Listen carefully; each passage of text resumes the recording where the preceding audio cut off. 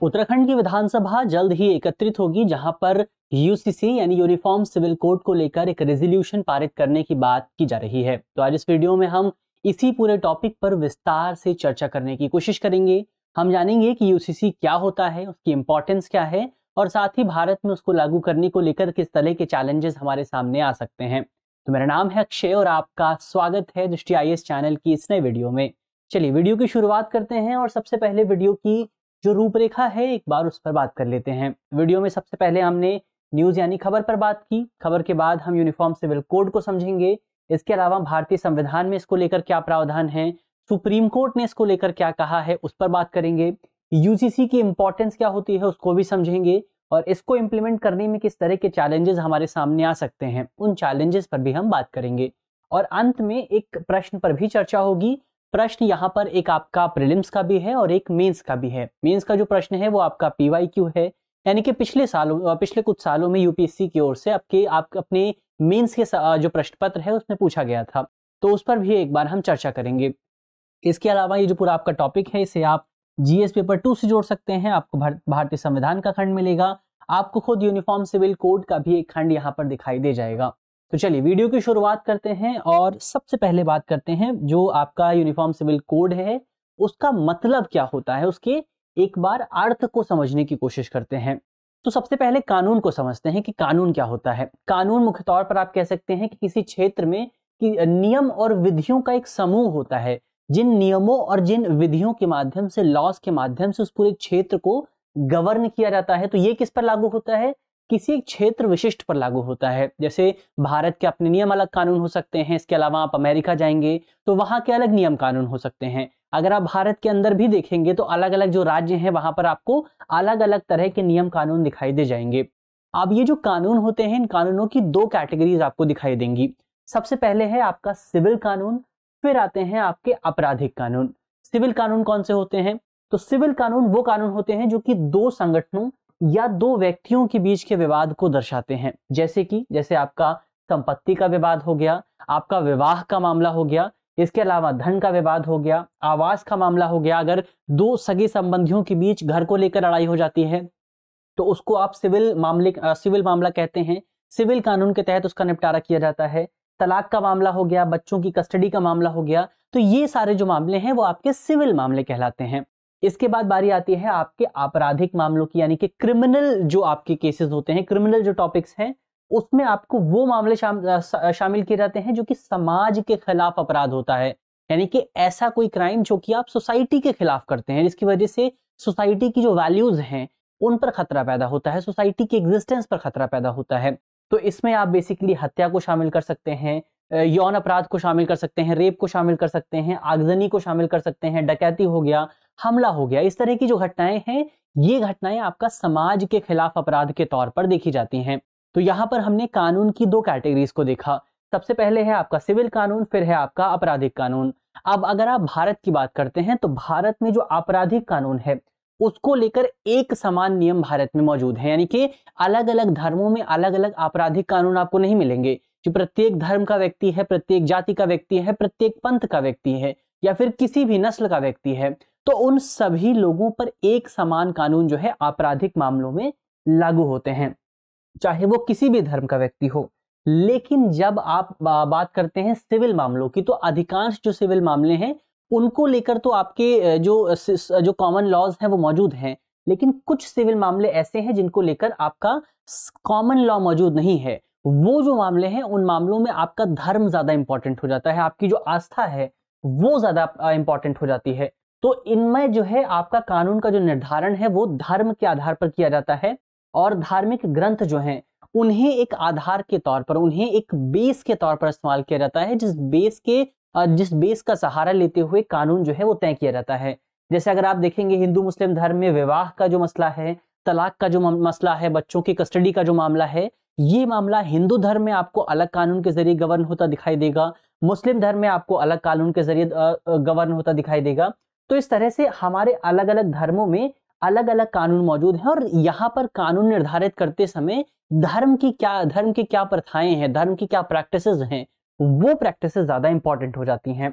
अब यहीं से पिक्चर में आता है यूनिफॉर्म सिविल कोड, यानी कि समान नागरिक संहिता यूसीसी। यूसीसी क्या है? हमने बात की कि जब आप सिविल टॉपिक्स की बात करते हैं, सिविल मामलों की बात करते हैं, तो वहां पर आपका धर्म ज्यादा इंपॉर्टेंट हो जाता है। लेकिन यूसीसी में ऐसा नहीं होता। यूसीसी में क्या होता है? यूसीसी में एक देश में ऐसे कानून का निर्माण किया जाता है, एक देश में ऐसा लॉ बनाया जाता है जिस लॉ के जरिए विवाह का मामला गवर्न होता है, आपका तलाक का मामला गवर्न होता है, विरासत का गोद लेने के जो मामले गवर्न होते हैं, और इसमें सभी धर्म एक समान होते हैं। सभी धर्मों को एक समान तौर पर ये जो पूरा कानून है वो कानून यहाँ पर लागू होता है। किसी धर्म में धर्म, किसी भी व्यक्ति के लिए धर्म ज्यादा इंपॉर्टेंट नहीं होता। कानून बनाते हुए धर्म के प्रैक्टिसेस पर ध्यान नहीं दिया जाता है। यहाँ पर बेसिकली इंसानों को इंसानों के तौर पर देखने की कोशिश की जाती है। तो ये धार्मिक ग्रंथों का हस्तक्षेप यहाँ पर देखने को नहीं मिलता है। तो आप किसी भी धर्म के जो धार्मिक ग्रंथ हैं उनके बेस पे कानून तैयार नहीं करते हैं। तो ये हमने यूनिफॉर्म सिविल कोड की बात की, समान नागरिक संहिता की बात की। अब भारतीय संविधान में इसके जिक्र की बात करते हैं। सुप्रीम कोर्ट ने इसको लेकर के क्या कहा है? तो भारतीय संविधान अगर आप देखने जाएंगे तो आपको अनुच्छेद 44 के पास जाना पड़ेगा, यानी कि आर्टिकल 44 देखना पड़ेगा। क्या ही आर्टिकल? तो आर्टिकल 44 कहता है कि जो राज्य है, जो स्टेट है, वो सभी भारतीय क्षेत्रों में नागरिकों के लिए समान नागरिक संहिता को लागू करने का प्रयास करेगा। यानी कि ये स्टेट की जिम्मेदारी बनाई गई है, ये स्टेट की रिस्पॉन्सिबिलिटी है कि वो अपने क्षेत्र में यूनिफॉर्म सिविल कोड लागू करेगा। हालांकि अगर आप अनुच्छेद 44 देखेंगे तो अनुच्छेद 44 डीपीएसपी का हिस्सा है, यानी कि directive principle of state policies का हिस्सा है। और अनुच्छेद 37 ये कहता है कि डीपीएसपी जो है वो गैर प्रवर्तनीय है, यानी कि इनको आप कानून के जरिए लागू नहीं कर सकते हैं। तो इस वजह से आप कह सकते हैं कि भारतीय संविधान में समान नागरिक संहिता की गारंटी तो नहीं दी गई है, लेकिन उसका जिक्र आपको जरूर दिखाई देगा। इसके अलावा समय समय पर अगर आप सुप्रीम कोर्ट के डिसीजंस को देखेंगे तो वहां पर भी समान नागरिक संहिता का जिक्र दिखाई देगा। वहां पर भी यूसीसी के रिकमेंडेशंस आपको दिखाई देंगी। जैसे कि इसमें सबसे पहला जो मामला है वो है शाह बानो विवाद 1985, सरला मुगदल केस 1995, सायरा बानो केस 2017। तो इन सभी मामलों में अगर आप देखेंगे तो सभी मामलों में सुप्रीम कोर्ट ने स्पष्ट तौर पर सरकार को यह आदेश दिया है कि आप जल्द से जल्द भारतीय संविधान में जो अनुच्छेद 44 में समान नागरिक संहिता का जिक्र किया गया है उसको लागू करने का प्रयास करें। लेकिन अभी तक भारत में बहुत बड़े लेवल पर, बहुत व्यापक लेवल पर आपको इस तरह के प्रयास देखने को नहीं मिले हैं। तो 3 केस हैं, तीनों केसों को आपको याद रखना है। अगर यूनिफॉर्म सिविल कोड को लेकर कोई भी सवाल आता है आपके मेंस के एग्जाम में तो वहां पर आप इन 3 केसों का रेफरेंस दे सकते हैं। पहला है आपका शाह बानो केस, इसके अलावा सरला मुगदल केस, इसके अलावा आपका सायरा बानो केस। तो इन 3 केसों का जिक्र आप जो है अपने आंसर में कर सकते हैं। इसके अलावा आप यूसीसी की इंपॉर्टेंस की अगर आप बात करते हैं कि ये पूरा टॉपिक है वो इतना इंपॉर्टेंट क्यों है, उसको अगर आप देखें तो सबसे पहले इसके माध्यम से संवेदनशील वर्ग का संरक्षण होता है। खासतौर पर जब आप बात करते हैं महिलाओं की तो विमेन एम्पावरमेंट जो है आपको यूसीसी में ज्यादा देखने को मिलता है। क्यों? क्योंकि अगर आप धार्मिक ग्रंथ देखेंगे, चाहे किसी भी धर्म के ग्रंथों को आप देखें, वहां पर महिलाओं को इतना ज्यादा जो है सम्मान नहीं दिया गया है, महिलाओं के लिए इतने बेहतर प्रोविजन आपको दिखाई नहीं देंगे। इसी वजह से जब यूनिफॉर्म सिविल कोड लागू होगा तो यूनिफॉर्म सिविल कोड की वजह से न केवल धर्म एक समान होगा बल्कि जो धर्म के अंदर लोग हैं, जो धर्म के अंदर जेंडर हैं, उन जेंडर्स को भी समानता मिलेगी। तो आपका जो लिंग समानता है उसको भी हम बेहतर ढंग से सुनिश्चित कर सकेंगे इसके माध्यम से। सबसे पहले हम इसमें संवेदनशील वर्गों का संरक्षण करते हैं। इसके अलावा इसके माध्यम से कानूनों का सरलीकरण भी होता है। वो कैसे होता है?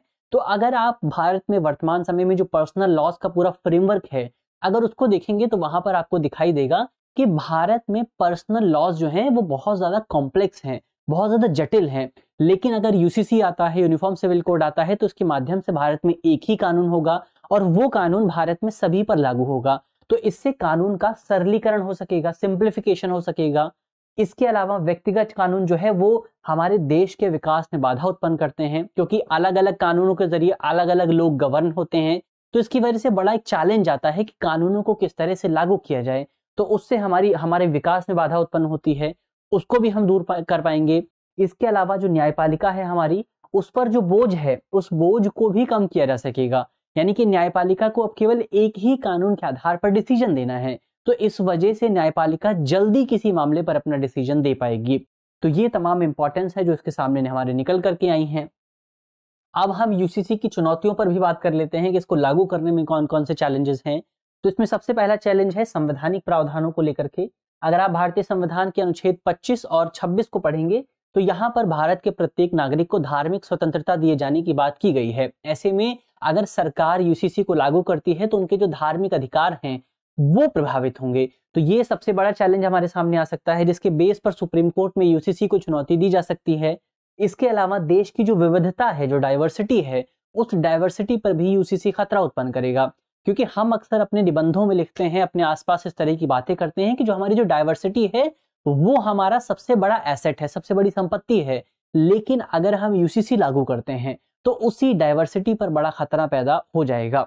इसके अलावा अल्पसंख्यकों के बीच अपनी आइडेंटिटी को बनाए रखना एक बड़ा चैलेंज होगा अगर यूसीसी लागू होता है। तो ये तीन जो है चैलेंजेस हमारे सामने निकल करके आते हैं। पहला संवैधानिक चुनौती है, दूसरा आपका विविधता पर खतरा पैदा हो सकता है, और तीसरा आपका ये है कि जो आपका माइनॉरिटी कम्युनिटी है उसके लिए अपनी आइडेंटिटी को बनाए रखना, अपने अस्तित्व को बनाए रखना, अपनी पहचान को बनाए रखना एक बड़ा चैलेंज बनकर सामने आ सकता है। तो ये हमने चुनौतियों पर बात की। अब यहाँ पर जो करंट अफेयर का सेगमेंट था वो समाप्त होता है और एक बार हम अपने प्रीलिम्स के सवाल पर चर्चा कर लेते हैं। तो आज का हमारा प्रीलिम्स का सवाल है कि निम्नलिखित में से कौन सा मामला जो है, कौन सा टॉपिक जो है वो आपका सिविल कानून की श्रेणी में कवर नहीं होगा। तो नहीं शब्द बहुत ज्यादा इंपॉर्टेंट है, इस पर ध्यान दीजिएगा। हमारे ऑप्शन है, ऑप्शन ए संपत्ति, ऑप्शन बी बच्चों की कस्टडी, ऑप्शन सी डकैती या फिर ऑप्शन डी तलाक। तो ये आज का हमारा प्रीलिम्स का सवाल हुआ, इसका जवाब आप कमेंट बॉक्स में दीजिए। इसके अलावा आज का मेंस का जो सवाल है वो 2015 में यूपीएससी ने अपने मेंस के एग्जाम में पूछा था, जीएस पेपर 2 में। तो क्या है आज का हमारा सवाल? सवाल है, उन संभावित कारकों पर चर्चा कीजिए जो भारत को अपने नागरिकों के लिए एक समान नागरिक संहिता लागू करने से रोकते हैं। तो यूसीसी में क्या क्या चैलेंजेस हैं, उन चैलेंजेस पर आपको बात करनी है, आपको यूसीसी पर बात करनी है, संवैधानिक प्रावधानों पर भी आप चर्चा कर सकते हैं, और अंत में निष्कर्ष भी आपके लिए लिखना जरूरी है। तो ये हमने इस पूरे टॉपिक पर चर्चा कर ली है। एक मेंस का सवाल भी डिस्कस किया, एक प्रीलिम्स के सवाल पर भी बात की। तो मुझे उम्मीद है कि वीडियो आपको पसंद आई होगी, और अगर पसंद आई है तो वीडियो को लाइक करना बिल्कुल मत भूलिएगा। मिलते हैं आपसे कल, तब तक के लिए अपना ख्याल रखिए, ध्यान रखिए, पढ़ते रहिए। धन्यवाद। डियर व्यूअर्स, अपने एग्जाम की तैयारी को और बेहतर करने के लिए हमारे चैनल को लाइक, शेयर और सब्सक्राइब करना न भूलें।